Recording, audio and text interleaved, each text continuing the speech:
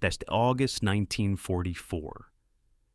Inside Wehrmacht headquarters, German generals studied the maps of Western Europe with confidence.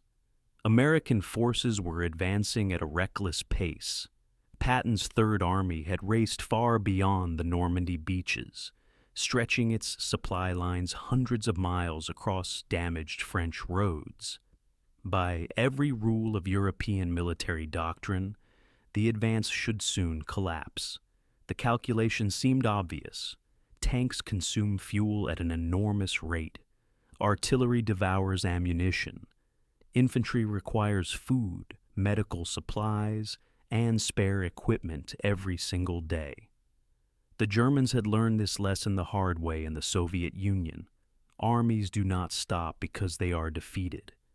They stop because logistics fails.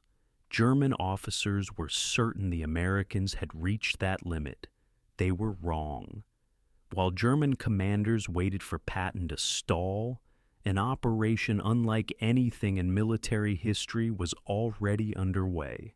It was simple in concept, brutal in execution, and unstoppable in scale. It was called the Red Ball Express.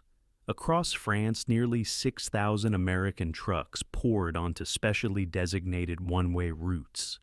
Day and night, engines running, headlights blazing. They ignored blackout discipline and traditional convoy spacing. The goal was not elegance or efficiency.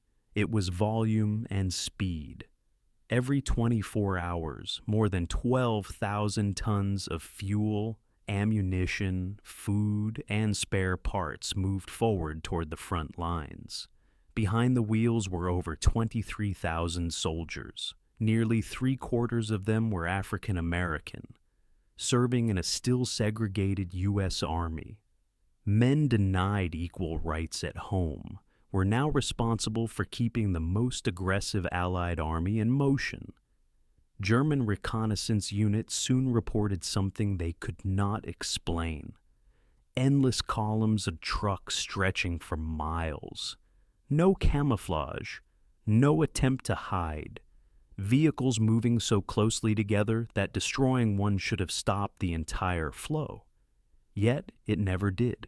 American logistics operated on principles completely alien to German military thinking. Where German planners conserved vehicles, Americans assumed heavy losses and planned accordingly. Mechanical failures were not disasters. They were expected. If a truck broke down, it was pushed aside. If it could not be fixed quickly, it was abandoned and replaced. What mattered was that the next truck kept moving. The result shattered German expectations. Instead of slowing down, Patton's army accelerated. Armored divisions advanced 40 to 60 kilometers per day. Overwhelming defenses designed to stop forces moving at half that speed. German staff officers found their carefully prepared defensive plans collapsing faster than they could react. Fuel, once expected to be the American weakness, became their greatest advantage. Forward fuel dumps appeared almost overnight. Tanker trucks ran parallel convoys, ensuring that vehicles rarely waited more than minutes to refuel. Even the logistics system itself consumed enormous amounts of gasoline. Yet fuel never ran out. For German commanders, this was incomprehensible. Their entire military culture was built on scarcity, discipline, and rigid planning. The American system appeared chaotic, wasteful, even reckless. But that chaos produced results. Redundancy replaced efficiency. Speed replaced caution. Initiative replaced hierarchy. The human cost was immense. Drivers worked 20 hours a day, sometimes more. Many went 48 or even 72 hours without sleep. Accidents were frequent, engines burned out, tires shredded. Thousands of trucks were worn out or destroyed in just weeks. And still the convoys rolled. For German soldiers at the front, the psychological impact was devastating. Every night they heard the engines. endless, unstoppable, echoing through the darkness. The sound meant one thing: the enemy would not run out of ammunition. While German units rationed their final rounds, the Americans delivered millions more.